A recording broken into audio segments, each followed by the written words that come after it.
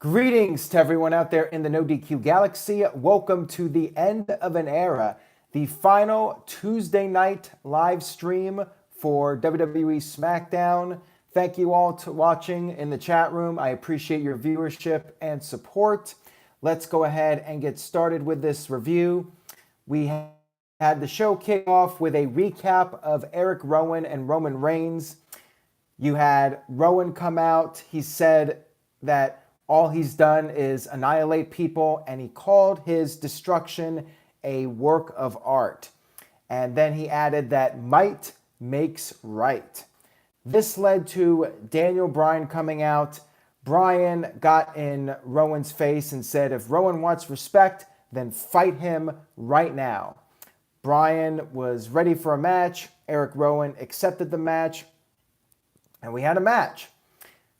Bryan tried to take down the big man, worked on his leg, and then we had a pretty lengthy match between these two. It went 2 commercial breaks, and then when we came back from the second break, Bryan brought back all the babyface moves again, did the yes kicks. Eric Rowan kicked out at 1, and then Bryan managed to get the yes lock on. Harper came out.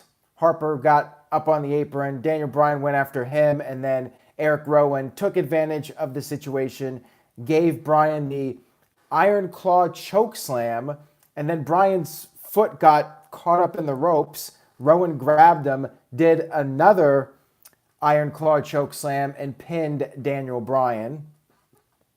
We had Harper and Rowan start to beat down Bryan post-match, and that's when the big dog, Roman Reigns, came out. Roman came down. He hit a Superman punch, but then was quickly overwhelmed by the two of them. Bryan then made a comeback, hit the running knee to Harper, and then Roman Reigns hit the spear.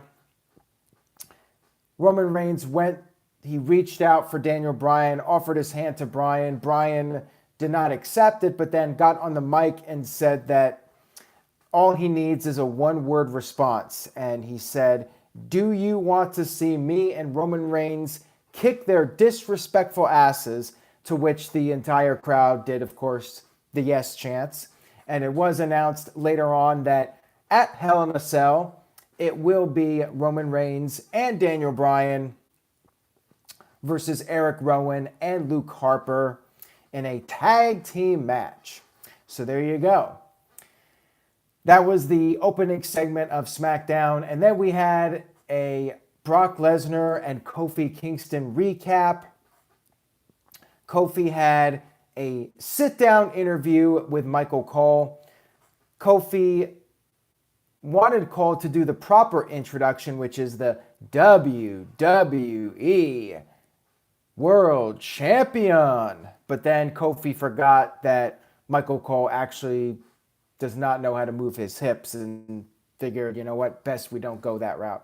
Anyways, Kofi said that he's a fighting champion. He's beaten a lot of people and he's feeling good about himself. He said he's worked too long and too hard to let go of the title just yet. Then we had Chad Gable come out. He cut a promo. He said that his King of the Ring run was no joke and he had Baron Corbin beat on Raw until Corbin decided to take the easy way out. This led to Mike Kanellis coming out saying that he's sorry to cut Gable short, and he was there to prove to his wife Maria that size does matter. This led to a match which was pretty much a squash. We had Gable take Mike to Suplex City, and then he quickly tapped out Mike with the ankle lock. This was almost as much of a squash as what happened to poor EC3 on Raw. We had Elias appear on the big screen, and he referred to Gable as Shorty, and then he sang a song making fun of him for being short. Looks like we are going to be getting a Chad Gable and Elias feud. Of course, that's if both of them end up on the same brand once the draft is done. Maybe they'll just face off next week, and that'll be the end of it. Psycho Jet Black with the first super chat of the night. So ladies and gentlemen of NoDQ, the brand new reigning and defending No DQ Super Chat champion, Psycho Jet Black. Actually, I think he ended last night as the champion, so he may just have beaten himself here. He says, win with the Yes Lock, ranked from best to worst in terms of promo skills, Ali, Cedric Alexander, Aleister Black, and Ricochet. Also, are you really a fan of Roman Reigns? You don't seem to like him. Well, you're going off topic here, so Psycho Jet Black, I will go ahead and answer your questions here at the end of the video. Thank you for the super chat. I do appreciate it. Although Mike B is back. Mike B with a $5 super chat, ladies and gentlemen. He says, I'm giving the title to your awesome cats. Also, the raspy voice guy from The Simpsons is more relevant than EC3. Ouch. Poor EC3. Hashtag poor EC3. But congratulations. I guess my cats are now the reigning and defending No DQ Super Chat champions. Congratulations to them. And you can watch their videos over at youtube.com/AaronRift, which is my personal YouTube account.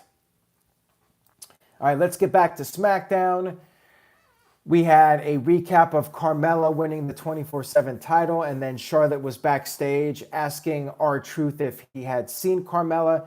Truth was playing dumb, saying he doesn't know who Carmella is, and then Carmella came out of the room and said, it's cool, R-Truth, everything's fine. Charlotte wanted to just make sure that Carmella is focused and ready to go. Carmella was. That led to a tag team match, Carmella and Charlotte against Sasha and Bayley. R-Truth was at ringside, and we had, of course, Carmella be the one to take the fall here. She tapped out to Sasha Banks, and then after the match, Becky Lynch came out and took out Bayley and Sasha. And then it was announced that next week, next Friday night in Los Angeles, the debut of SmackDown on Fox, it will be Sasha and Bayley versus Becky Lynch and Charlotte Flair. So the real tag team match, players, that will be next week on SmackDown. And I guess it'll be an interesting match before the pay-per-view. I mean, the one I'm looking forward to is the WWE Championship match to see if the reign of Kofi finally ends.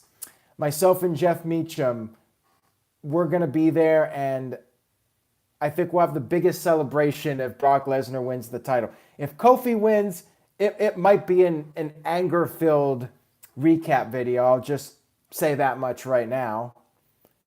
I mean, I just want to see the pancake era finally come to an end. All right, let's move on here. So we had Ali versus Shin, also known as Shinsuke Nakamura. Sami Zayn, though, got involved. He was interfering as usual. He pulled Nakamura to safety when Ali was perhaps on the verge of winning the match. Ali did a big dive to Shin, but then Sami got in Ali's face, and like the stupid baby face that he is, just like most of the baby faces in WWE, you had Ali run after Sami, and then, of course, got outsmarted.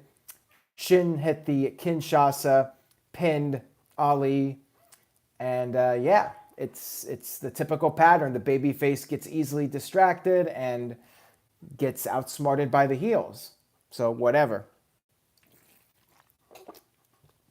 But hey, at least Shin is finally getting a push. I guess that's better than nothing. We had a recap of the Kevin Owens and Shane McMahon storyline, and then we had a match you've all been dying to see. This is like the dream match of all dream matches. We had New Day versus the B Team. B Team. No. They did something called the B Train, which was stupid. I like the A Train, but the B Train, no thanks. Actually, the A Train wasn't really that great either, now that I think about it. Anyways, not much to say about this. New Day won with the Midnight Hour. And then we had backstage Otis from Heavy Machinery wanting a selfie with Mandy Rose. And then Otis started looking at the Maxim magazine like it was a Playboy magazine. And that led to the Kabuki Warriors, who are in fact still a thing in WWE. versus Fire and Desire. Mandy Rose was holding up her magazine. Kairi Sane ended up kicking the magazine out of her hands. And then Kairi pinned Mandy Rose with the insane elbow. And it looks like the Kabuki Warriors perhaps getting a renewed push. We'll have to wait and see what happens with them. Just when you thought they were gone, here they are back again. Although no Paige. Paige was not on the show, although Paige was having some fire tweets tonight. I will say that. Tip my hat to Paige. Check out her Twitter account. Paige, I'm with you. I'm with you. And then we had the main event segment, which was the Shane McMahon, Kevin Owens confrontation over the lawsuit. You had the usual introduction. Shane McMahon, the best in the world.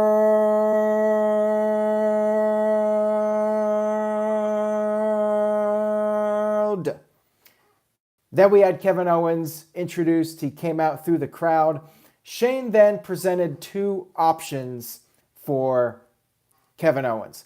The first one was that Shane can just drag the whole lawsuit out over years. I know people are annoyed with me doing Shane's intro. Hey, if Shane's gone from WWE TV, I won't do it anymore. But if Shane sticks around, got to keep doing it. So all the more reason for Shane to be gone. So anyways, Shane brought up the options. The first option was he could just drag out the lawsuit over years. It would cost Owens millions of dollars. It would be bad for his family. The second option to Kevin Owens was the lawsuit can be dropped. Shane will reinstate Owens and will drop the $100,000 fine. Kevin Owens responded to this, first of all, by saying Shane is a real idiot. Oh, and Shane tried to shake his hand, say, let's have a clean slate. Crowd did not buy it, of course. Kevin Owens said Shane's an idiot. He said the lawsuit's not about money, but it's about getting Shane fired from WWE. And then Kevin Owens proceeded to propose one final match at Hell in a Cell.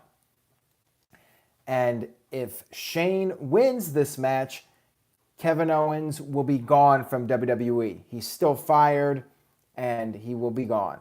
However, if Shane loses, he is the one that will be gone from WWE. Now, does anybody really buy the stipulation that one of these guys will actually be gone from WWE? I mean, these storylines with loser leaves town, it's just not believable. Nobody ever leaves for good. They might be gone for 6 months or something. I mean, maybe Shane's going to take a hiatus. I mean, it was rumored for a while that Shane would be written off WWE television. But the extra stipulation here was that this will be a ladder match with the paperwork being put, I guess, in a briefcase, and the winner gets the ladder, climbs the ladder, and gets the briefcase or the paperwork or whatever. A lot of people in the chat room are bringing up the idea that this is going to be like the 1999 King of the Ring. Maybe they'll have some mystery person raise the briefcase.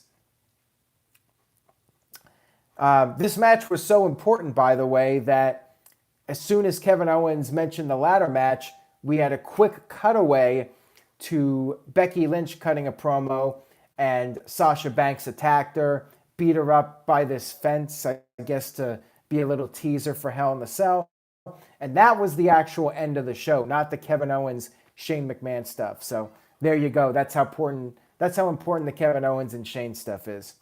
So, yeah, overall, not a whole lot to say about this SmackDown. It really did feel like a lame duck show. Of course, this is the last USA Network show. Next week is the first Fox Network show, and I wasn't really expecting much going into this week's show. So, yeah, I thought it was average at best, and I'm gonna go with a C. I'll go with a C. Average show. Wasn't terrible, but nothing on it that really blew me away. And I feel like I'm being generous with it. I'm leaning towards a C minus, but I'll go ahead and go with a C. Psycho Jet Black says, what's your favorite flavor of ice cream? Chocolate. Thank you for that, Psycho Jet Black. I do appreciate it. And let's see. So the cats, unfortunately, Ken terminated by Google, ended my cat's title reign. Ken terminated by Google with a $10 super chat says, Riff, do you know who's a 12-time former world champion? If not, I'll use a finisher of an 11-time former champion, waits in the corner, hits a spear, and pulls his hair with intensity. So there you go. Ken terminated by Google, engaging in animal abuse to become the brand new NoDQ Super Chat champion. We'll say he wins with the feliner, the cat Ernest Miller's finishing move to win the championship from Casey and Sassy, who are my cats, by the way. And I do have these other questions to answer, but first of all, let's see what the letter grades were. C+ from Michael Wayne. Daniel gives it a D. Kev Dog with a C. J-Spin 401 with a D. D Ross 2 with a C-. Harley with a C-. Tic Tat Tat with a C-. CC Drink with a C+. Curtis Butler with a C+. Chris Mace with a D-. And Kayfabe Candy Ass says, Kayfabe Candy Ass, D for both shows this week. And Israel Diaz says, end of an era, C-. So a lot of C's for this week's show. Now, the Robo Buck just came in with a $5 super chat, which makes the Robo Buck the brand new NoDQ Super Chat champion. And he says, hits the shattered dreams and you will never forget the name of Robo Buck. Congratulations, Robo Buck, on being the new NoDQ Super Chat champion. Ken terminated by Google will not be reproducing anytime soon, thanks to you. And yes, the cats are very much more over than EC3. All right, so let's get to that earlier question, or questions, plural. By the way, guys, I will be back tomorrow night. Remember, every Wednesday night I will be live streaming. Tomorrow night I'll be recapping NXT Week 2. And then next week, October 2nd, I will be live recapping the debut of AEW Dynamite on TNT. So stay tuned for that. Tell your friends. Please spread the word. But let's get to this first question here, which was rank from best to worst in terms of promo skills. Ali, Cedric Alexander, Aleister Black, and Ricochet. I would have to say Aleister Black number one so far. I think his promos were pretty good. They were just getting a bit repetitive with him sitting in the room every single week. Ali, probably second. I did like some of the vignettes he was doing, even though he was coming off as Rikishi 2.0. Cedric Alexander's all right. Ricochet, probably the fourth of the four. So Aleister, Ali, Cedric, and Ricochet would be my order. What about you guys? What do you guys in the chat room think? Mike B, back again with a $5 super chat, says, Cat paw smack from Casey and Sassy to get back their title. Good night, everyone. All right, Casey and Sassy, they're asleep right now, but I'm sure they'll be very thrilled to once again be the NoDQ Super Chat, co-NoDQ Super Chat champions. And the second question here was, am I really a fan of Roman Reigns? You don't seem to like him. I have said this many times, so I'm not sure how you missed it, but I have no problem with Roman Reigns. For the longest time, I haven't liked how the character has been booked. Same way as John Cena, when it's the Superman character every single week, and in Roman's case, and Cena's case sometimes, you're seeing the same character twice a week, every single week, every year. It gets really tedious. Like, WWE never really evolved John Cena's character, and the same can be said for Roman Reigns. It's been the same thing for years. If anything, I think Roman getting sick probably helped him a lot, give him some more sympathy with the fans. And the fact that he hasn't been in the world title picture, I think, has led to the fans easing up on the booing. And, you know, I'm just not a fan of the guy who always kicks out at 2 and, you know, the Hulk Hogan type thing when it's just overdone. With Hogan did not wrestle every single week. And eventually Hogan's shtick got old as well. Like by 92, crowds were starting to turn on Hogan. And in WCW, Hogan was getting booed. And what did WCW do? They turned him heel. WWE never turned Cena, and don't think they're ever going to turn Reigns. The This Guy Experience is back with a $5 super chat. So congratulations to the This Guy Experience. He says, let me see what he says here. He says, so once you turn heel, you lose your skills. Why is Sasha and Bayley trash in the ring now compared to Flair and Becky if they were about equal as faces? Well, now that they're heels, they just take the shortcuts now. They're still just as talented as they were, but now they break the rules, and it's heel 101. You know, Ric Flair would do the same thing. He would act like a coward when he turned heel, but he still had the skills. Now, one could argue that they should have some dominance as well, and, you know, we haven't seen them in a big pay-per-view match yet as heels. Let's see what Sasha does at Hell in a Cell. I would like to see Sasha win the title from Becky at Hell in a Cell. I don't know if it's going to happen or not, but I think it would be the right move at this point. And Ken terminated by Google with a $5 super chat. So Ken beats the This Guy Experience to win the championship. It says, Rift, I hate to correct you, but I used Edge's spear earlier. Now I use an RKO from Randy Orton, who is also a 13-time champion. So my poor cats, via the RKO, well, actually, the This Guy Experience got the RKO, so scratch that. The This Guy Experience, we'll say he won the championship with the Bayley to Belly. How about that, since he brought up Bayley? But then he lost to Ken terminated by Google. So right now, Ken terminated by Google is recognized as the reigning and defending No DQ Super Chat champion of the entire No DQ galaxy. Virtue still thinks that Daniel Bryan is setting up Roman Reigns, and we're going to get the swerve with Bryan being the heel again. Very much could happen. And Virtue cites that Dave Meltzer reported a Daniel Bryan versus Roman Reigns feud, and they're just taking a longer route to get there. I mean, it could be, but then again, plans could always change. You never know.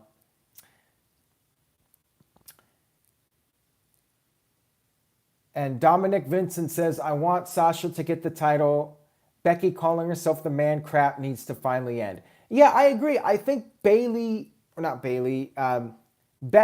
there's too many B's here. That's the problem. I think Becky needs to be chasing. She's been champion for a while, and I think it's time to give her a real foe to go toe-to-toe with. She really hasn't had somebody who is a real threat to her top spot in WWE up until now. You know, I would have argued that Ronda should have come back and get her rematch for the championship, but that hasn't happened. I think Sasha could really benefit from winning the title. So, yeah, I think it would be the right move for Sasha Banks to win the championship. All right, guys, so on that note, I will go ahead and wrap this bad boy up. Again, I will be back tomorrow night to recap NXT. Please spread the word. If you enjoyed this video, click on that subscribe button, turn on the notifications, and just tell a friend. If you have a friend who watches WWE, have them check out this video. Maybe post a link on Facebook, Twitter, any social media site you go on. Just let them know about the videos. Let them know about NoDQ.com. Any word of mouth really goes a long way, and it's very much appreciated.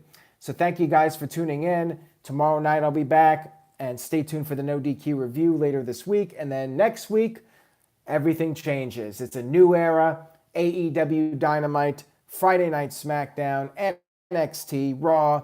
Lots of stuff to talk about. Hell in a Cell coming up. So we're going to have the predictions as well. It's going to be crazy next week. Stay tuned, and I'll see you all next time.